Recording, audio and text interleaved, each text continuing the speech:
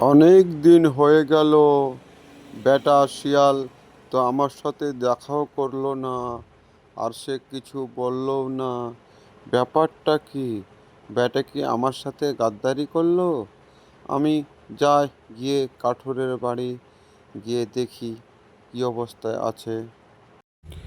বাঘমামা তো রেগে গেছে, আমাকে এক্ষুনি যেতে হবে সেই কাঠুরিয়ার বাড়ি, নইলে কিন্তু বাঘমামা তাকে মেরে ফেলে দিবে।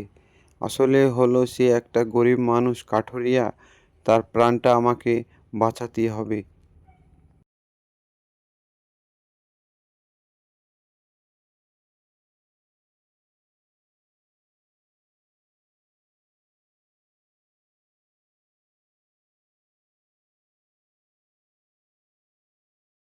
শুনো কাঠুরিয়া ভাই, বাঘমামা কিন্তু এদিকে আসছে, তুমি সাবধান হয়ে যাবে, হ্যাঁ?